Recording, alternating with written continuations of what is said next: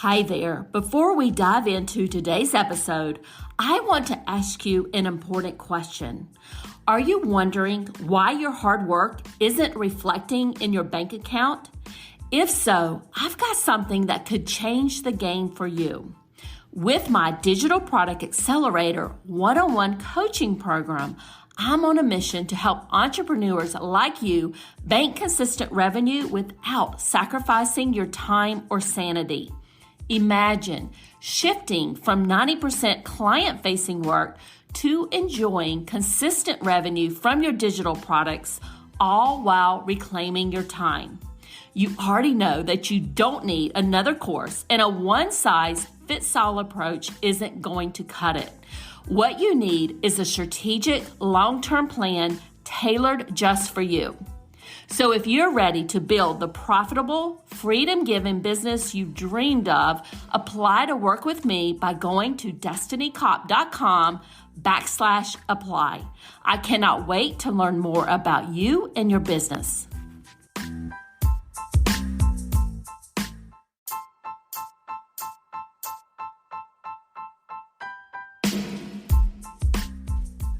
Welcome to the Course Creators MBA podcast. I'm your host, Dr. Destiny Kopp, and I help business owners increase their revenue with digital products and automated sales funnels. In this podcast, we tell the stories of ordinary business owners just like you. We talk about their story and how they got started, the challenges they've experienced, and how they overcame them. These are discussions with real people who understand what it's like to own an online course or membership business. Before we begin our show today, I want to let you know that this episode is sponsored by our flagship Course in a Box program, which helps you create your revenue-generating course in less than a week. Course in a Box is available on AppSumo at a special deal, and you can learn more about Course in a Box by visiting the link in the show notes. Let's jump right into our show.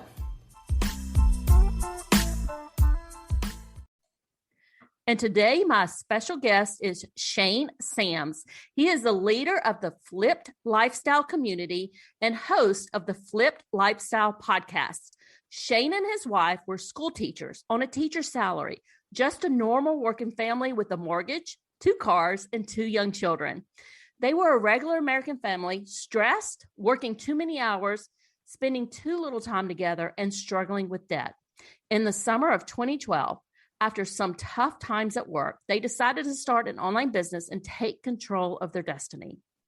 They would go on to replace their income, quit their teaching jobs, and make millions online to build the life of their dreams. Shane, thank you so much for joining me. I'm super excited to jump into your story and learn a little bit more about your entrepreneur journey. Destiny, thank you so much for having me on your podcast. I'm excited. Let's do this. Yeah. So why don't you take a few minutes and kind of walk the audience through how you got started and walking through to where you are today. Sure. So, back in 2012, my wife Jocelyn and I were school teachers. I was a social studies teacher in Southeast Kentucky and taught history in the day and coached football all afternoon. That was my life, pretty much 24/7, 365. And my wife was an elementary school librarian. So she was the librarian for a school that was K through 5. So she had total control over like 600 kids in the library. And that was what we were trained to do. I went to school to be a teacher. I have a master's degree in teaching. My wife has a master's degree in library media specialist. And we were just on a railroad track through life. We were just like looking for retirement, getting paid paycheck to paycheck, but we got paid on Friday and it ran out on Thursday, that kind of paycheck. But we got paid. And that's what we planned to do for our entire life. I had been teaching at the time for around 10 years. So we were pretty far into our careers. And then something happened at work that really shook us to the core, really changed everything that we thought about how the world works and all the decisions we had made up until that point. Like many parents, my wife Jocelyn and I used daycare for our kids.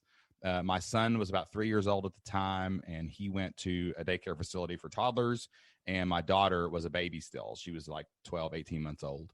So she went to another facility that only catered to kids that were 2 and under. And we did that every day. We ran that, drop the kids off, go on your 30-minute commute, come get the kids from daycare after school. And we did that for a long time. But one morning, my son became really, really agitated and terrified to go into his daycare. And he basically told me that he was scared of one of the workers inside. And when I talked him out and tried to figure out why, he let us know that one of the workers was locking him in a bathroom for hours at a time in the dark to punish him for potty training accidents. And later, it came out in the papers, and we would find out that there was a lot of horrific things going on in this daycare center.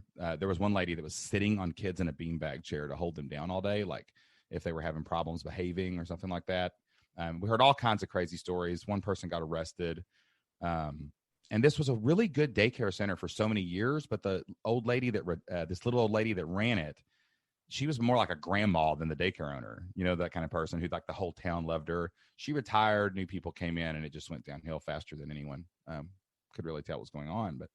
But that morning, when I found this out, I was stuck because I had to be at school. I'm a school teacher. I have legal obligations to be in the room. I couldn't leave my son at this daycare because I knew that something was going on inside.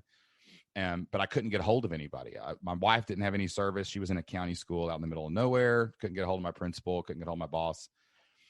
So I did what I thought at the time was the right thing to do. I took my son Isaac to my daughter's facility because there was a lady there that had kept him when he was a baby, and asked her, "Hey, can you watch him for a little while? I know you're not allowed to keep kids over 2, but I'll run to work, find somebody, get somebody to cover my class before those junior history students burn down the building or make out or whatever they do when a teacher's not looking, right? And I'll get back here and we'll sort this out." So I left Isaac there. I went to my school. I had about a 30-minute commute, but I got there in about 15 minutes because I was driving so fast. And I went downstairs to the principal's office and found my boss. She was an interim principal at the time. The main guy wasn't there. And I told her the story that I just told you. And she basically looked at me and said, I don't think your son's in immediate danger right now. You're going to be out of here at 3:00 today. So I know your son needs you, but your job needs you too. And you're going to have to handle your personal problems after work. And I'm standing there, Destiny, stunned. I don't know what to say. It was too late in the day to get subs. All I was asking was for her to watch my class for me for one day so that I could go deal with this horrific thing that I just figured out. And she basically told me no. So I asked what would happen if I left. She said, you could be fired. You can't just leave your duty. You're a teacher. You've got a contract. You have to be in here watching these other kids. And I just said that was unacceptable, and I left. And on the way home that day, back to Isaac, I got really, really angry, Destiny, like really, really, really mad. And I wasn't mad at the daycare worker. That was just ignorance and stupidity. I don't even know if it was maliciousness. I wasn't mad at my boss. I think to this day, she thought she was just trying to teach me a wise old lesson from a veteran, right? But I was really mad at myself. I was mad that I had put my family in a position where someone else thought they had more control over my life and that their agenda was more important than my family's agenda.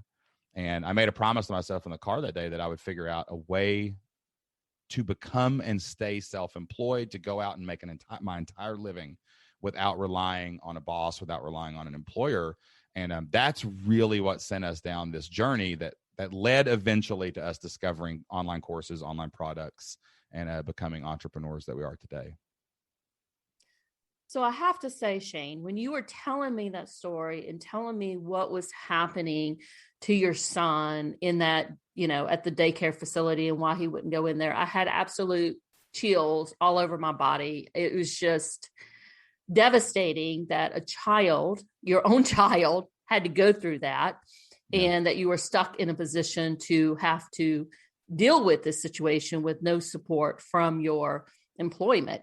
I also want to ask you a question on a more funnier note, if you would. Sure. So my husband coaches baseball. One of his assistant coaches used to be a football coach at a high school, and he's done it at colleges too around here, but he was also one of the football coaches at one of our local high schools here.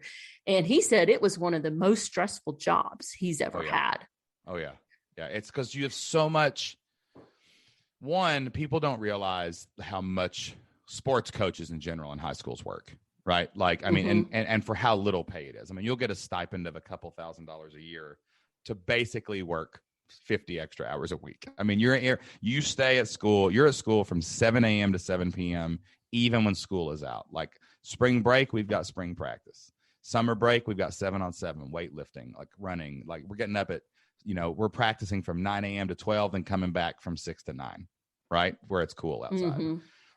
And then you have the hopes and dreams of hundreds of people on you every single week. I mean, you've got these kids who are pursuing scholarships. You've got their parents who are supporting them and sacrificing to get them there. And you've got the community who wants to win and lose and beat the rival, right?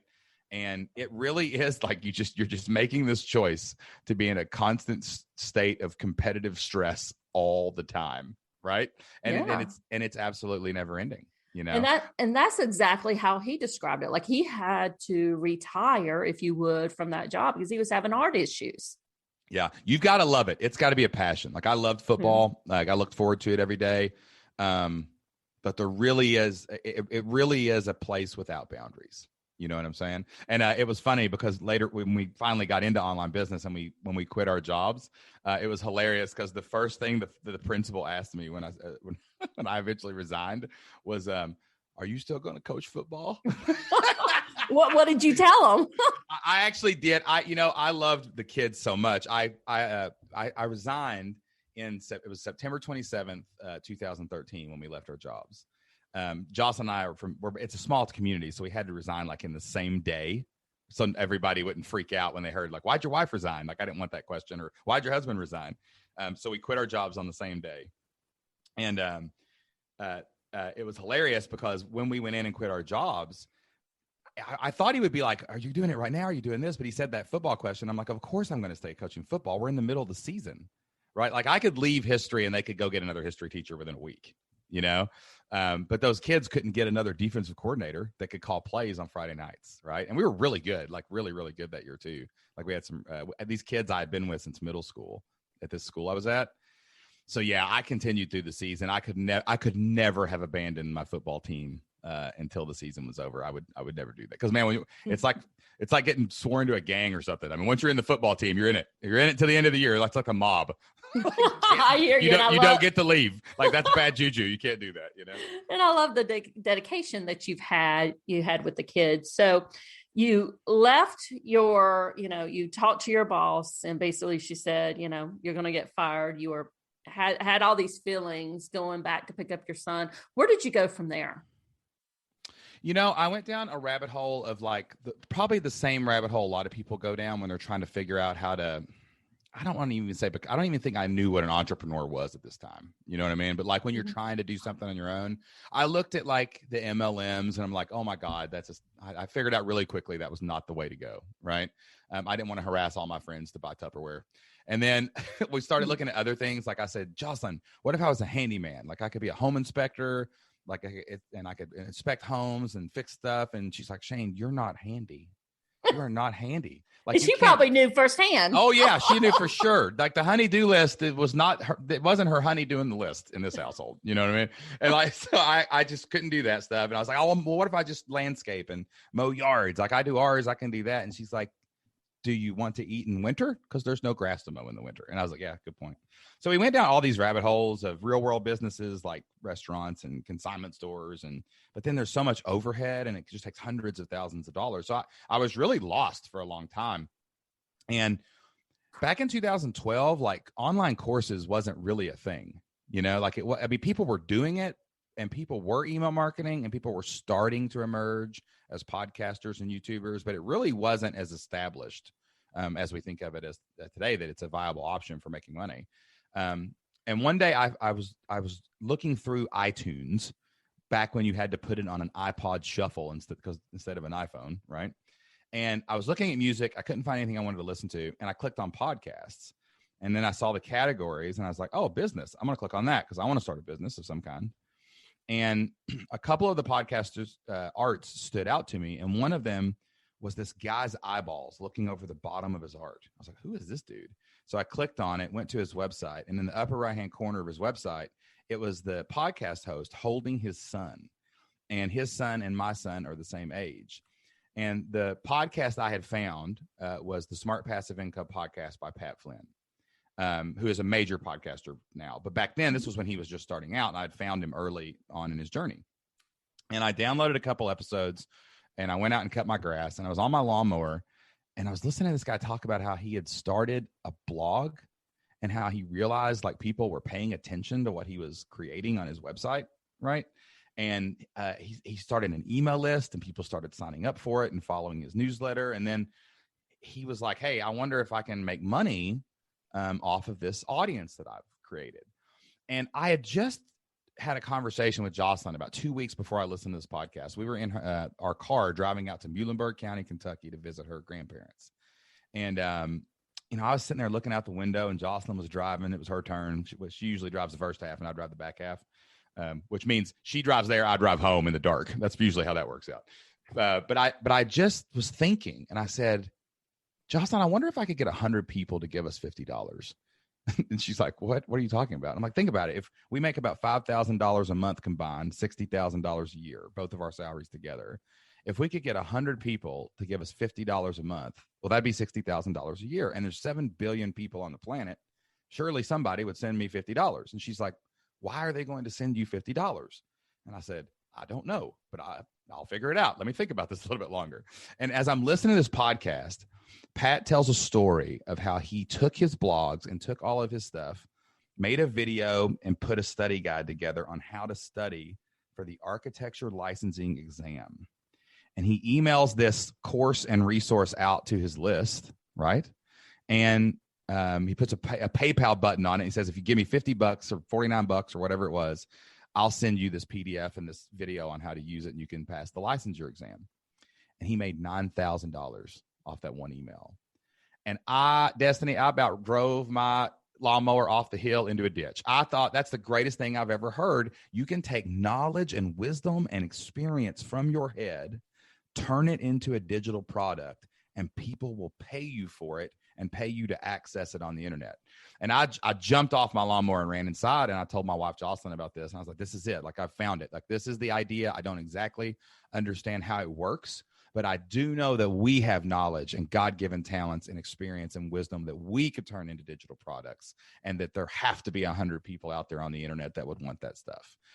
So that's what sent me down this rabbit hole of learning how to do online business, learning how to make courses, learning how to make digital products, learning how to start membership sites, and go out there and sell that into the world. But I mean, it took me, after that lawnmower incident, it probably took me 3, 4, 5 more months of just banging my head against the wall to duct tape everything together and figure out how to actually sell something on the internet.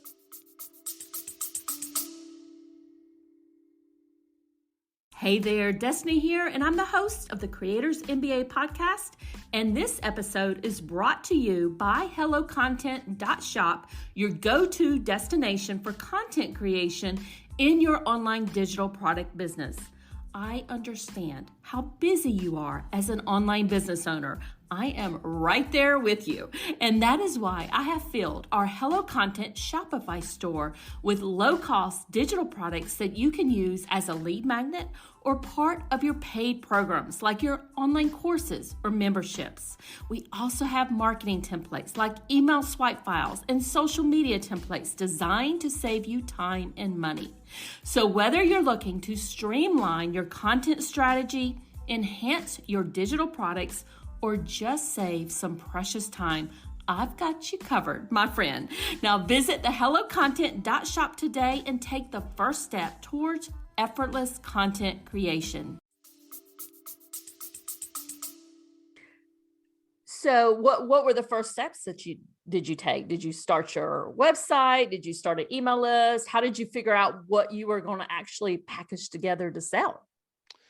Well, let me give some context. I knew Jocelyn was not as sold on this idea as me. She's the practical one in our relationship, Destiny. So well, most women are, but I'm not going to hold that against you. That's right. Yeah. I'm the gas and she's the brake. And usually we're doing donuts, if that tells you anything about how the gas pedals are being pushed. Right.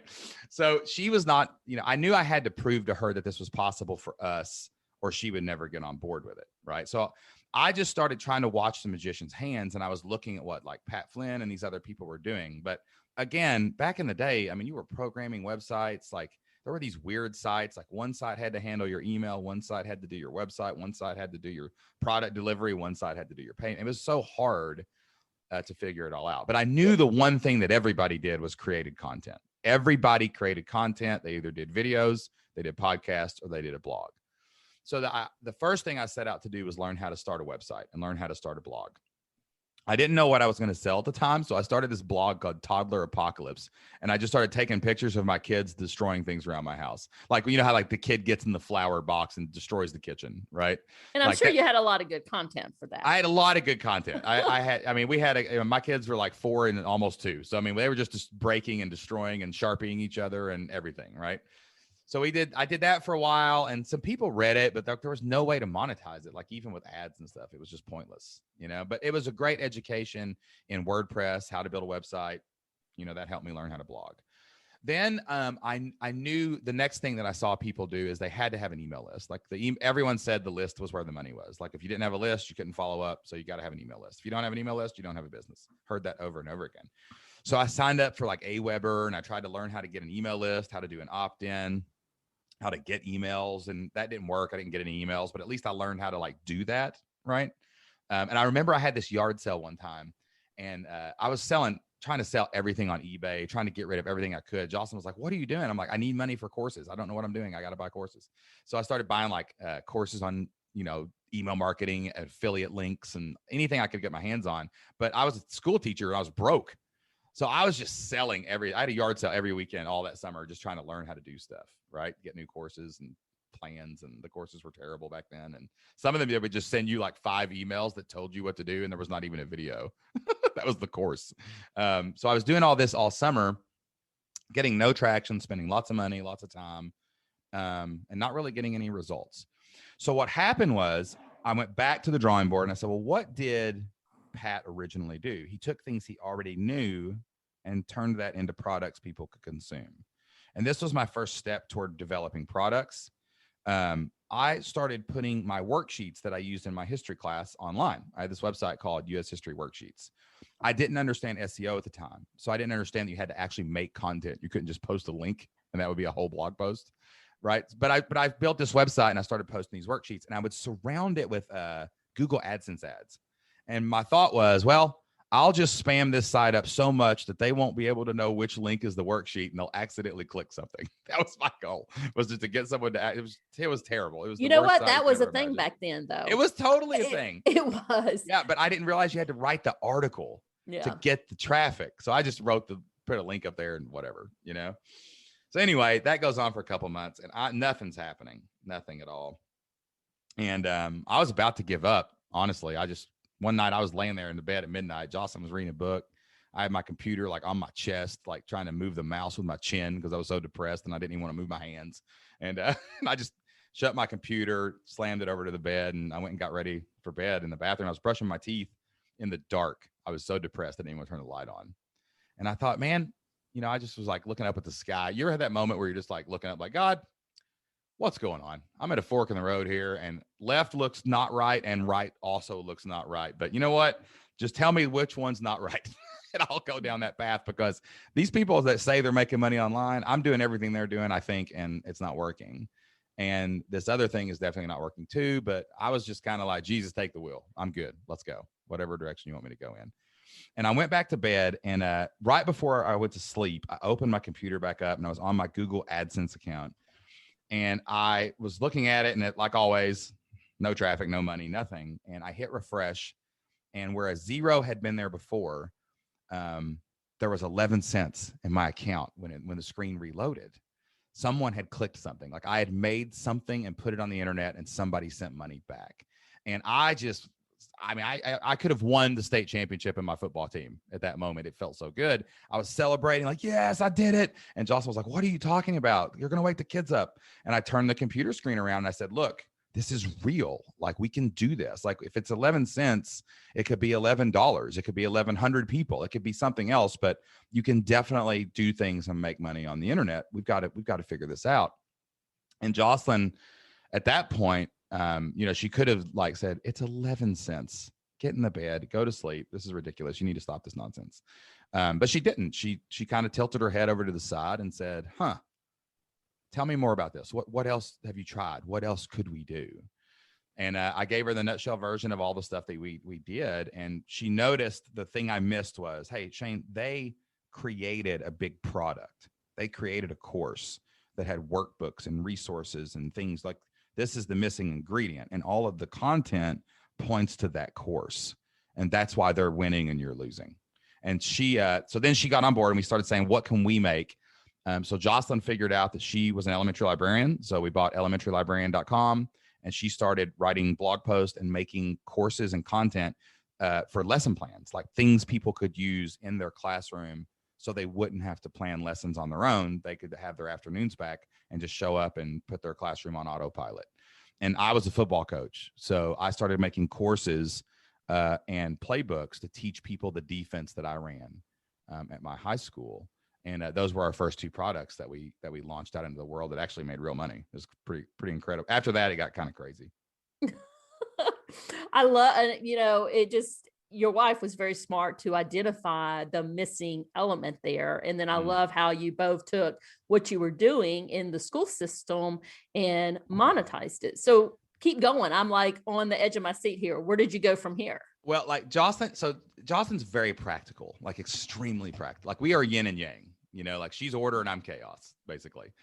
And what she took the Cliff Notes version of what I did, found the holes, and realized that she had to make these products, these digital products, whether a course, a video, an email, whatever it is, right? But her thing was, hey, let's not make things that we're passionate about and all this sunshine and rainbow stuff. Let's do things we know and that we could use if this doesn't pan out, right? Well, she's an elementary librarian. She was about 4 years into her journey, 3-4 years into her journey as an elementary librarian. So she's like, well, at least I can use these lesson plans and I'll put my class on autopilot for the rest of my life, right? And she's like, you are coaching football. All you think about every day is football. You have a playbook. You have this. Just do videos that will teach people how to use your playbook. Worst case scenario, you can use them with your staff and they can learn how to run your defense. When new coaches come in or players, the players could even watch them. So I'm like, cool. So we made these courses. She made Elementary Librarian and she went all in on it first. So we actually started a podcast called the Elementary Librarian Podcast. Riveting information on this Elementary Librarian podcast. It's the most hyper niche thing you could ever think of, right? I actually want to go back and listen to it now. Is it still out right? there? I don't know. It might be in the Wayback Machine. She's got them. I'll send you a copy of a couple. I'll send you the Google Drive links, right? Well, we would not own it anymore because we actually sold that site later. So, but she started that and she started blogging. She started going into Facebook groups and meeting people, started following people on Twitter. And then she got a little bit of traffic. She got an email list kind of started and she would drop links in forums where people were talking in discussion boards. And, and she started getting this email list. It was like, I think it took her a couple months, but she got up to like 250 people on her email list. And in July of 2012, Jocelyn sent an email to this list and said, hey, we're thinking about making lesson plans for your classes, right? So it would have a video where Jocelyn would show them how to use it. And then you just bell to bell instruction tells you what to do every minute of your time. Here's all the resources you need to give out and print to your kids, whatever. Would you be interested in this? Well, we had a few people write back and say, yes, I would love that. That would be amazing. If you make that, I would definitely pay for it. So we thought, hey, let's prove it. And before Jocelyn made the course, the resources and all the stuff that went in this thing, the product, she sent an email out with a PayPal button and said, hey, you got to pay for it first, right? And then I'll make it. She put a list of all the things she was going to put in it. So it was kind of like a pre-sale page. And the first email that we sent out made $2,500. I mean, we went from 11 cents to $2,500 in like 2 months. So it was like, we're just sitting there staring at the screen. One, we're freaked out because now we have to make this product because we promised these people that we'd do it and they gave us money. But we were just shocked. I mean, that was one of our salaries that our take home pay. And then September, it was $3,000. And then October, it was $5,000. And it just kept growing through 2012 into 2013. And then in July of 2013, or in June, Jocelyn went back and redid all the lessons, made them a nice, smooth package. And we were like, hey, we're going to turn this into a big community, a big membership for elementary librarians. We made another website called ushistoryteachers.com, which is still out there. We still own that one. I put my playbooks and all my courses in a thing for football coaches. And I was going to do like monthly Q&As with them to help them with game planning. And we built all these products. We packaged them back up, release them back out to our email list that we had been building the whole year. And in July of 2013, we made $15,000 on these digital products. And then August was $36,000. That was our first month where we were like, oh my gosh, this is getting insane. I can't even comprehend what's happening. And that's when we had the discussion, like, hey, if we're doing this part-time, what could we do full-time? We just made as much money in a month as one of our teaching salaries in a year. This internet thing's got some legs. So we both went in and we just resigned. I actually resigned in the same office my boss had told me I couldn't leave to handle my personal problems. I just slid my letter of resignation over I got in really early because I didn't want anybody to know. I actually asked my principal. I texted him at 9:00 the night before and was like, I need to talk to you. Can we meet at 6 a.m. in the morning? And he goes, are you okay? And I'm like, yeah, it's pretty important. And he met me there. And it was just the shock on his face because nobody quits a teaching job in rural Kentucky in the middle of the year. But we did. And that's what we've been doing ever since is we've been, different businesses, different niches, but basic principles, creating courses, creating digital resources, mostly memberships. We're real big on recurring revenue now. And it's been a pretty wild ride since that first podcast I heard back in 2012. Well, Shane, I love the story that you outlined there. And that is definitely a game changer for two teachers, yes. Coming in on two teachers' income. Tell us a little bit about what your business looks like today. We're in 2021. At this point in time, we're recording this in May of 2021, just in case anybody is listening to it later. Tell us what you guys offer today and a little bit more about your online course portfolio or membership portfolio, it sounds like. Sure. So we started doing memberships only because we came from a place where we were wanted to be really responsible. I mean, we take our marriage very seriously. We take our parenting very seriously, and stability is much more important to us than, these massive, I want to make $10 million and lay on my Lamborghini and post it on Instagram people, right? So we switched to the membership model so we could go get 1,000 people to pay us $50 a month. Wouldn't have to sell it every time. And we could make as much money as we wanted still, but it would be consistent. Like we knew our members would always be there the next month, right? So we went all in on the membership model. That was one of the first pieces of our journey. And as we quit our jobs in small town Southeast Kentucky, Destiny, everybody thought we were crazy. People were trying to they were asking us are you and Jocelyn getting a divorce? Why'd you move? Why'd you quit your job? And I'm like, no, everything's fine. And they're like, well, how did you lose your job? Did you do something at school? Did you hit a kid or something? I'm like, no, God, no. Where are these rumors coming from? And everything, nobody understood. Our family didn't understand. Even the people we told, our friends, really didn't get it. They were always like, what are you doing? And then the question kind of changed as people saw us oh, you bought a new car. Oh, you're still together. Oh, everything looks fine. What's happening over there? And one day after church, a friend of Jocelyn's named Lindsay came up to her and said, hey, what are you guys doing? And it was such a different inflection than the way everybody else was saying it, right? It was curiosity. And she said, what are you guys doing? And we told her, well, we made these things, we sell them online, and now we make our entire living from home. It's pretty cool. And she's like, do you think I could do that? And we looked at each other and we're basically like, well, yeah, why not? And why would you want to do this though? You have a good job. And she said, I want to stay home and homeschool my kids. It's a dream of mine. I just really want to do that. But I don't think we could do it on one income. And so at that point we said, okay. And we helped Lindsay make digital products. We helped her we showed her how to take payments for them. We helped her get in front of an audience, and we did all these things for her and helped her. And Destiny, she made enough money to quit her job, and she stayed home and homeschooled her kids, and she's homeschooled them ever since then, all the way up into this day.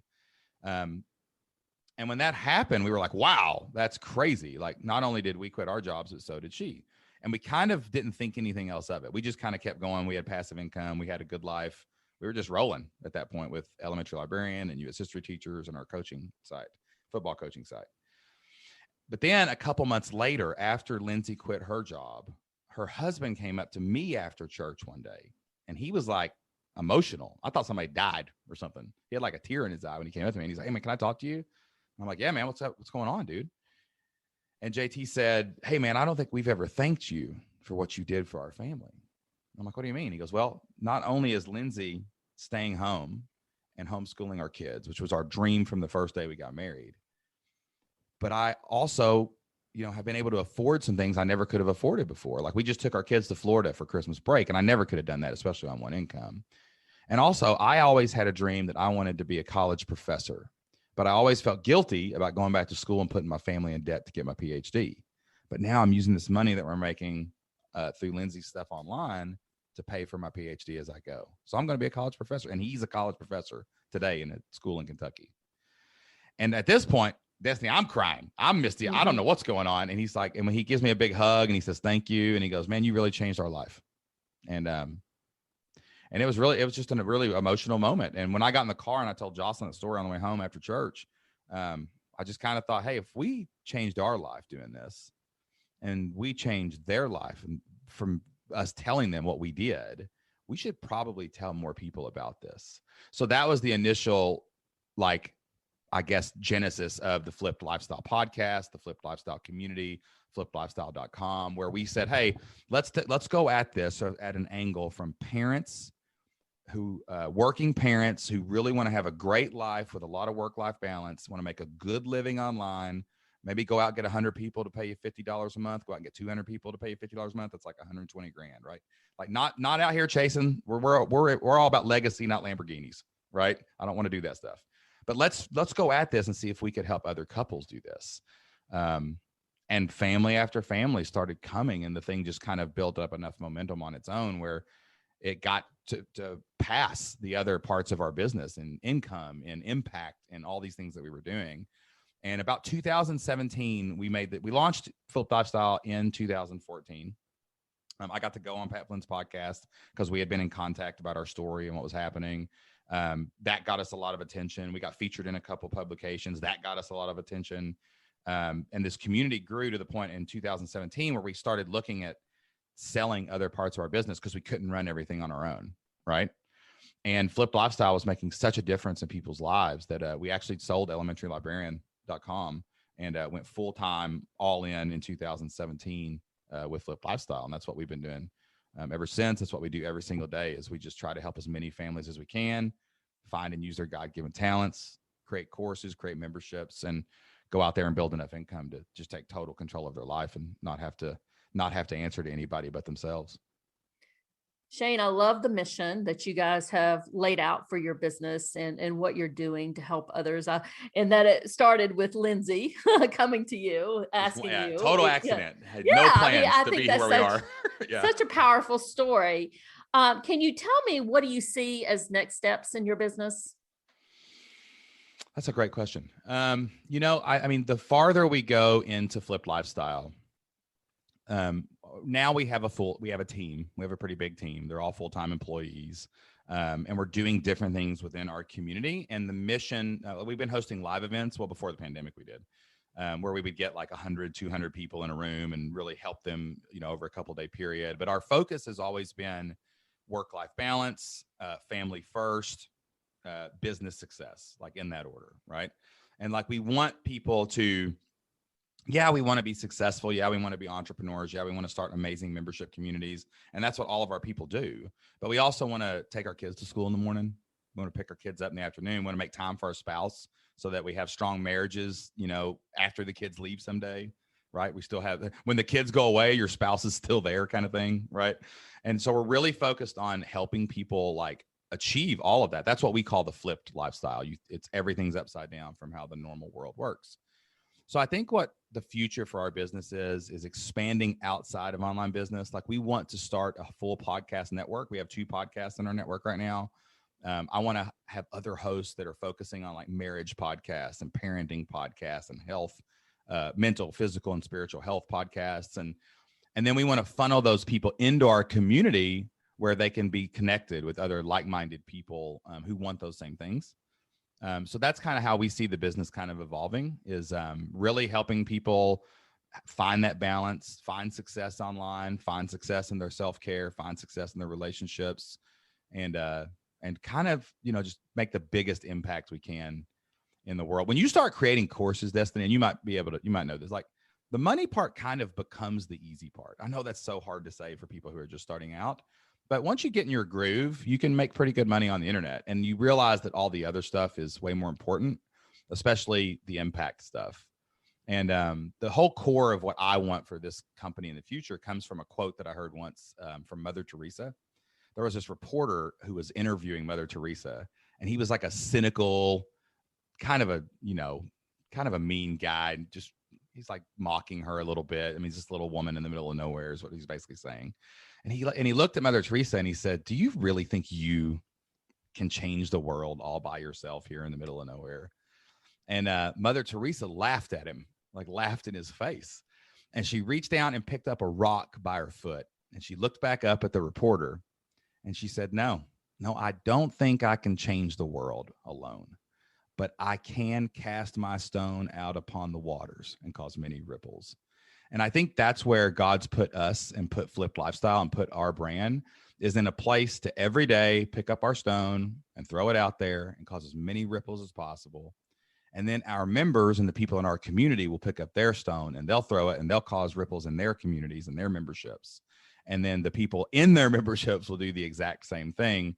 And that's kind of become our mission at Flip Lifestyle now, is just to cast our stone every day and change as many lives as we can and watch the ripple kind of pay forward. And I love the picture that you just painted for us about Mother Teresa just throwing that out, into the pond or the lake or wherever she was, and just seeing the ripples. Listen, go I take this so seriously. People can't see this, but I'm gonna turn on my camera real quick and I'm gonna hold this up. I actually had a rock. I have a rock that was made. It's a skipping stone, and it says "Flip Your Life" on it, and it sits right on my desk. And I have to see this every single day when I walk in, to remember that my only job is to cast my stone. I've just got to do the work, right? And that it reminds me every single day that that's our mission here, and we have to do it and take it seriously. Yeah, for the listeners, he just turned on his video. We were doing this without video. He turned it on for a second, held up the stone, and I could see the inscription that was written there on the stone. So Shane, thank you so much for sharing that with us. And my last closing question for you is, you've been doing this for a while. You have such an inspiring story, and I'm sure you've had ups and downs along the way. What advice do you have for other online course creators or entrepreneurs out there? If you're going to try to pick a course, right, and you're going to try to make a course, you're going to try to put it out there, don't listen to the pie in the sky advice of following your passions. Like, I think that's one of the things that can really get people in trouble.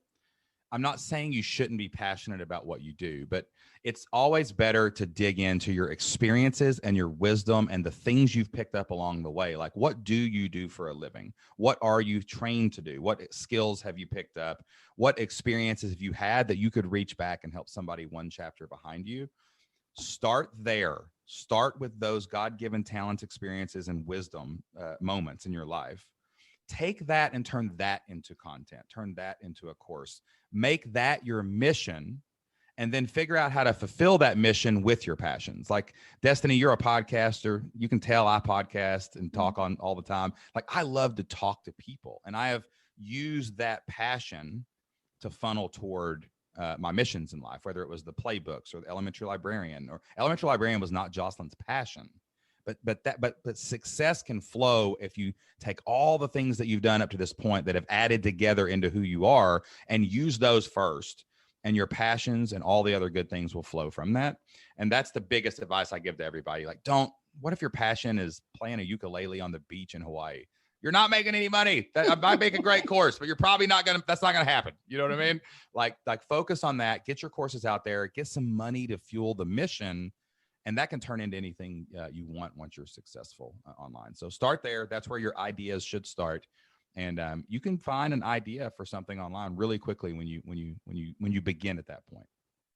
And I think that's some great advice. And certainly you guys went back to what you knew and what you were good with. As you were going through that story, I was thinking about, well, I'm very passionate about tennis, but I certainly shouldn't be teaching that online. Right. I mean, yeah. And maybe someday you could. I don't know. But I don't think that's probably not the best place to start, So there you go. So Shane, can you let everybody know where they can find you? Sure. I have 2 podcasts. The first one is called the Flipped Lifestyle Podcast. You're listening to a podcast. All you got to do is find me online, Flipped Lifestyle. Every week I help a real member of our community with a coaching call, and then we air those online so everybody can learn. So that's our flagship show. I also have a show called The Shane Sam Show. I have a lot of influential people in my life and a lot of mentors and a lot of contacts we've made along the way. So we interview experts there and talk to them about what's working on the internet. And also we have a free gift for anybody in your audience that might want to learn more about online business or about memberships and maybe where they could come up with an idea for one of their own. All they have to do is go to flippedlifestyle.com/CCMBA, just like your show, CCMBA. And we have a free masterclass that'll help them find their idea and research it to make sure that it can make money online before they try it out. So that's flippedlifestyle.com/CCMBA. And I will make sure, Shane, that those links are in the show notes so people can just click on them and find you. Thanks so much for sharing your story today. It was so inspirational. And I love that you were able to move out from that teaching job to build the empire that you're working to build today. Awesome. Thank you so much for having me today. I appreciate you so much. And it was good to hear a little Southern accent with a conversation. Throw a few y'alls in for everybody, right? Yeah. Thanks, Shane. Thank you so much for joining us today. I hope you enjoyed this episode. If you love the show, we'd appreciate a review on Apple Podcasts or your favorite podcast platform and show us some love there. Have a great rest of your day and bye for now.